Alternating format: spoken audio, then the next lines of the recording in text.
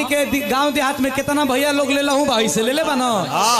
ई गमछा के अगर हई से ले लो त जनाई की खेत में गोबर बिक के आवत हुआ। गोबर में खेतला भैया, खेत में गोबर होला। लेकिन हैसे से ये गमछा बा अगर हैसे हो जाए मजे के छाती ढांक लो।